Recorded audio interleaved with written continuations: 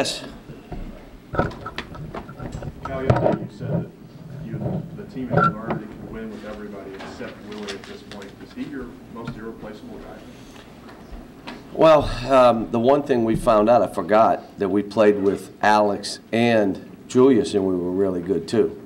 So if and that makes you like 6'9", 6'8", 6'7", 6'6", 6'6".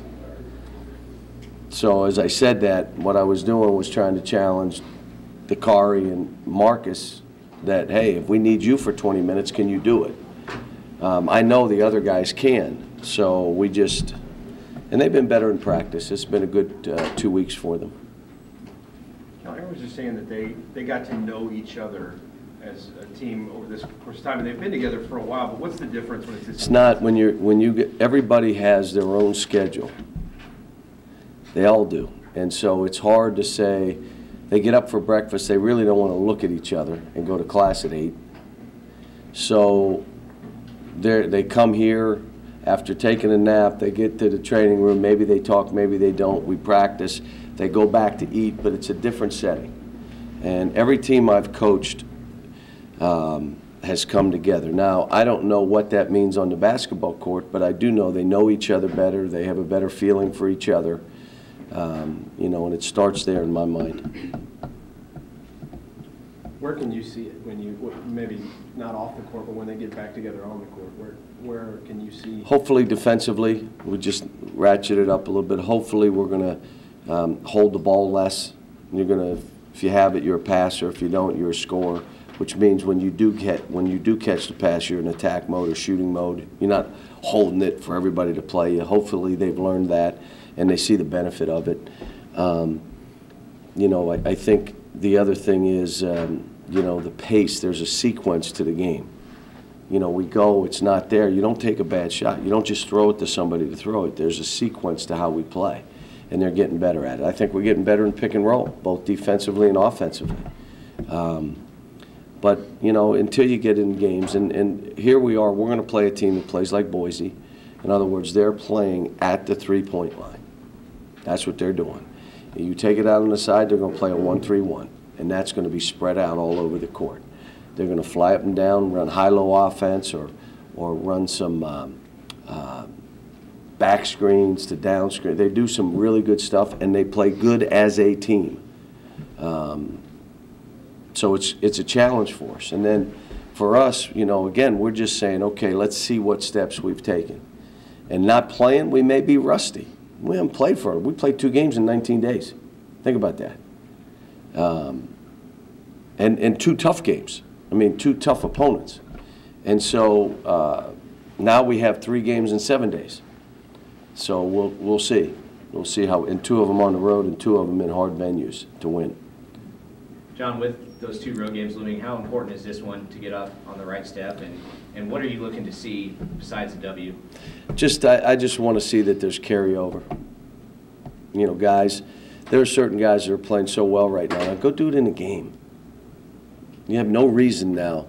You know, we're talking about some guys. If you're capable of doing this and you don't do it, that's mental. That has nothing to do with anything else. Some guys go. Well, you know, like I said, Alex, we're asking, I want a couple more baskets and a couple more rebounds from him.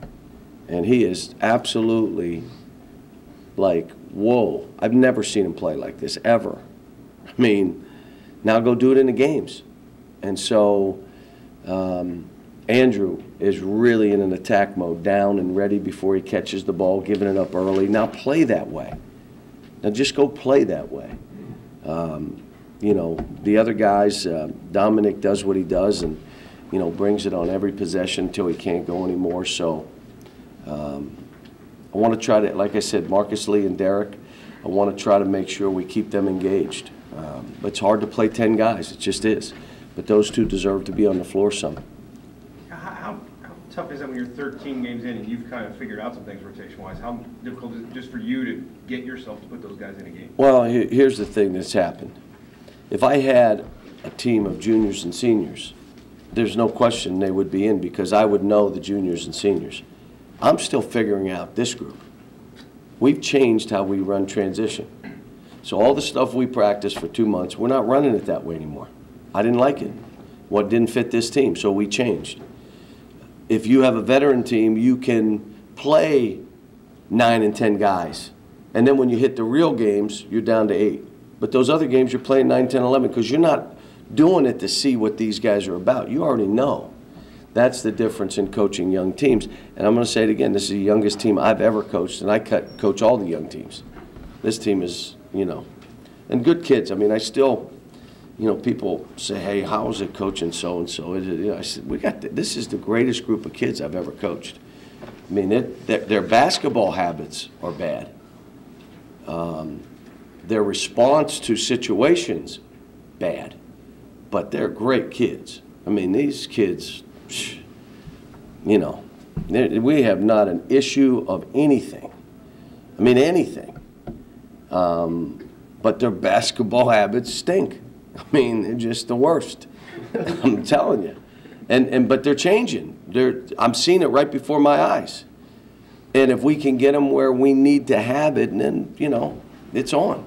Right now, it's still, let's see it in games now. Do you see anybody come take the charge off the court, though, during this break? I'm trying to teach everybody to lead. I'm not trying to teach one guy and then he's the leader by himself. I've never done that. And the reason is I'm responsible for a lot of people's children. So if I'm being fair, I'm teaching them all how to lead, what it means to lead. And so there are different points of the season, different guys lead, just how it is. And if I teach them all how to lead, some may stay in the background because they just don't have it, but at least they know what they have to do if it comes time for them to step up to the forefront and say, I got this. So we're trying to teach them all. And if you think leaders are born, like he's just born a leader, I haven't met one yet. I mean, everyone that I've had to coach or player that I wanted to lead, I had to teach it. I had to be in a room. I had to get in the office. I had to do it in practice. I had to sit them down by themselves, tell them what it means, how to do it. Leadership is not you running around and us doing everything for you. That's not what a leader's about. And so it's a lot of it's new to them. Talk about bad habits. Andrew said his worst habits are standing straight up, not moving enough when he doesn't have the ball. Has he identified those correctly? And you should have seen him the other day. He went down, and we threw him the ball, and it was basket, dunk, assist, basket, like 4 straight times when he didn't have it. It came to him, and he just blew by. And we're just like, we're looking around like, wow, maybe he got it. And then about 5 minutes later, he was standing straight up and down. Stopped it. Boop, you're standing. Oh, man. Because he's done it 18 years that way.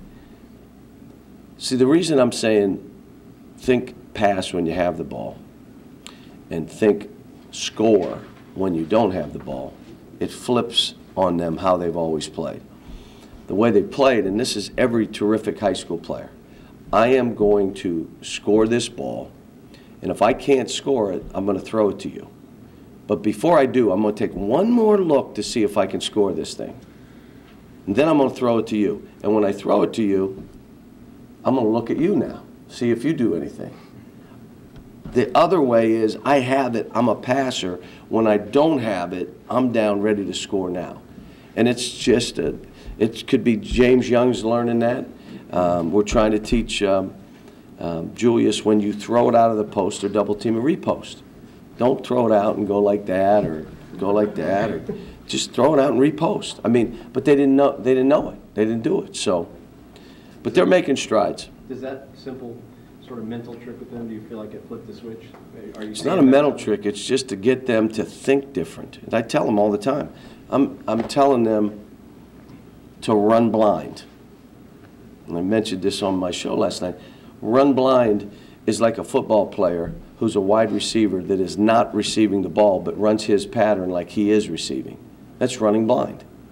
John, not like Dominic Hawkins, have you been able to seal? I wasn't done with my thought. So I'm trying to get these guys to run the wing blind. Don't jog like, well, I don't think I'm getting this one. And the big guy, run blind, fly. And maybe you get the ball, maybe you don't. But that's what we're trying. Those are just ways of getting them to think different than they've thought. Lonnie? What did you say, John? What was that? When I asked about Dominic, what did you say? I didn't answer it. I mean, Okay, all right. Dominic's doing No, great. no, I was gonna ask, how difficult has it been for you to instill in these guys with that Kentucky on their chest and that bullseye? Well, I think they're Dominic figuring it went to out. Kentucky, you probably already know. Well, To some degree. they believe me. Every game we played, the other team is so jacked up to play us they can't see straight. And so, you know, I was talking to Rick Bird the other day, and he said the best game we played all year is against you guys. And he said we come down, we got to get it back up. But I'm laughing. Every team we play, either they come in to play great, and they're emotionally ready. Now we may take some game away from them because of how we play. But the reality of it is it's not based on them not ready to play. But Dominic's done well. He just, you know, he's the typical guy that I'm trying to teach to have amnesia. Move on to the next play. It's how he plays. He doesn't worry about what he's done. He's just playing hard. He knows where he's supposed to go and how hard he's supposed to play. He defends. It's been fun watching his growth. Is he good for the team because of sort of that energy? And it seems like the guys, when he dunked on Marcus, it seemed like everyone else got a lot of joy out of seeing him do well. No, they like him because they know he works hard and he's a great teammate. He's about his team. He's not about himself. What do I have to do to help the team? His role, he's established his role, and he does it well. And everybody respects that. You know, they respect that in him. And you know, I have some of the recruits that we've signed hit me on a text after a game, said, I love Dominic's game. So you got everybody watching it. And it's a good lesson in that when you come with energy and you come to compete, you know, you stand out. You just really do. Before this 10-day period or whatever, how good was this team in getting that extra work on their own in the gym? They were okay. Some of them, not all of them. You know, Alex smiled yesterday, did something, dunked on somebody, just grabbed the ball, went up, and just, he was smiling, and I stopped. I said, can you imagine Alex is smiling? And I said, did he smile at all last year? And Coach O said, yeah, when he was leaving the gym. So it just takes time. And every player is on their own timetable. It is. And they could say, well, you know, you're letting them, no. They're all on different timetables. They get it at different places. And I just hope this team is getting it so we can move forward. I'm coaching more strategy and schemes and sequence than I'm coaching emotion, hustle, you know, intensity, competitiveness. That stuff they need to bring every day. I need to coach basketball. What I was doing for 2 months is the other. All right, thanks, folks.